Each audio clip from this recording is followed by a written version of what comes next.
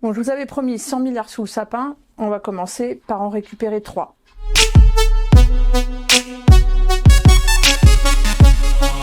Ça fait 2 ans que je travaille sur la question de l'évasion fiscale à l'Assemblée. Ça fait 2 ans que j'alerte le gouvernement sur l'absence de moyens mis par l'État pour lutter efficacement contre l'évasion fiscale. C'est 100 milliards de manque à gagner par an. C'est 100 milliards qui manquent aux recettes de l'État. C'est ça qui a pour conséquence l'effondrement de nos services publics. Les classes qui ferment massivement dans toutes les écoles de France, les fermetures de lits d'hôpitaux, les communes qui n'ont plus de budget. Bref, l'effondrement des services publics, c'est aussi et surtout un manque de recettes. Cette évasion fiscale, c'est l'affaire des plus riches de ce pays et des multinationales qui fraudent l'impôt. Ça fait des années que j'alerte là-dessus. À chaque budget, à chaque vote de budget, je propose des amendements, énormément de propositions dans mes rapports spéciaux sur le sujet. Toutes ces alertes, toutes ces propositions, elles sont balayées par la majorité présidentielle, par le gouvernement avec les 49.3. Donc maintenant, ça suffit d'alerter, ça suffit de proposer. On va mettre le gouvernement au pied du mur. Ça commence par une proposition de loi transpartisane au Sénat et à l'Assemblée qui réunit tout un tas de parlementaires qui veulent avancer sur ce sujet-là et on va obliger le gouvernement à se prononcer. Cette proposition de loi, c'est une proposition de loi pour lutter contre l'arbitrage des dividendes. L'arbitrage des dividendes, c'est quoi? C'est une pratique d'évasion fiscale qui coûte 3 milliards par an à la France, avec 2 procédés qui sont connus sous le nom de cum-cum et cum-ex. Alors, arbitrage des dividendes, cum-cum, cum-ex, pas de panique, je vous explique. Alors, les cum-cum d'abord. Imaginons un actionnaire qui possède une action dans une entreprise française. Une fois par an, cette action va lui donner droit à des dividendes. En France, les dividendes versés à des actionnaires physiques sont normalement taxés à hauteur de 30% par le fisc. Pour éviter de payer cette taxe, l'actionnaire peut faire appel à une banque française à qui il va prêter son action avant la date de versement des dividendes. Ainsi, lorsqu'arrive le jour de versement des dividendes, le Trésor français ne peut plus les taxer, puisqu'officiellement l'action appartient à cette banque qui est exonérée de cet impôt.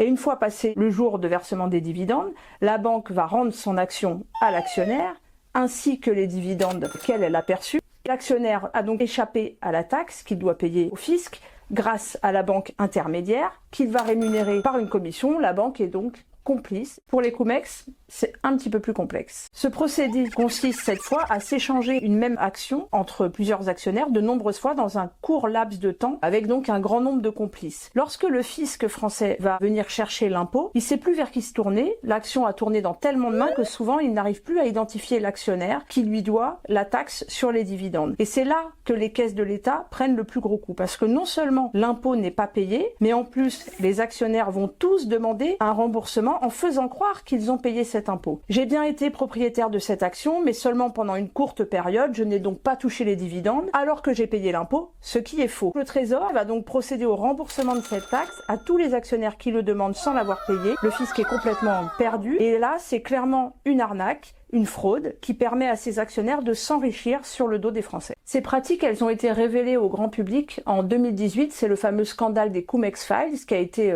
révélé par un consortium de journalistes de 19 médias européens, dont Le Monde. Les journalistes estiment que les pertes sur 20 ans entre 2000 et 2020 sont colossales. Ça s'élève à 140 milliards d'euros d'argent volé pour les pays européens. La France en paye le plus lourd tribut avec plus de 33 milliards d'euros volés et on estime aujourd'hui que la France perd avec ses pratiques d'évasion fiscale 3 milliards par an. Suite à ce scandale, il y a eu plusieurs réactions, une réaction judiciaire et une réaction politique. Pour ce qui est du volet judiciaire, dès octobre 2018, il y a une plainte qui a été déposée par un collectif de contribuables avec à sa tête le député socialiste Boris Vallaud, une plainte qui a été déposée et qui a donc permis l'ouverture d'une enquête par le parquet national financier qui a conduit à ce dont vous avez entendu parler l'année dernière, notamment les perquisitions dans 5 grandes banques françaises. Ces perquisitions, c'est l'opération la plus importante qui a été menée par le SEJF, le service d'enquête judiciaire des finances. Ça a mobilisé 160 enquêteurs, 16 magistrats français, 6 magistrats allemands, donc énormément de moyens mis dans cette enquête qui est toujours en cours auprès du parquet national financier. En parallèle de cette enquête, l'administration fiscale a cherché à se protéger de ces opérations frauduleuses en rédigeant des notices qui expliquent bien les montages et qui les caractérisent comme de l'abus de droit et qui donc les interdit. La Fédération française bancaire a saisi le Conseil d'État pour excès de pouvoir de l'administration fiscale. Le Conseil d'État a été finalement contraint de donner raison à la Fédération bancaire française, pas parce qu'elle ne reconnaît pas le caractère frauduleux de ces opérations, elle dit clairement qu'on est dans un cas d'opération frauduleuse, mais parce qu'il n'y a pas de base légale sur laquelle le fisc peut s'appuyer pour contrer ces montages. Donc en fait, ce que dit le Conseil d'État, il n'innocente pas du tout les banques, il est plutôt en train de nous dire il faut légiférer, il faut donner cette base juridique au fisc pour empêcher cette fraude. Quant à la réaction politique, elle a été immédiate au lendemain du scandale des Cum-Ex Files. Des sénateurs ont fait adopter un amendement transpartisan au projet de loi de finances 2019 pour contrer ces fraudes. Cet amendement a été rendu complètement inopérant à l'Assemblée nationale par la majorité présidentielle sous la pression des lobbies bancaires.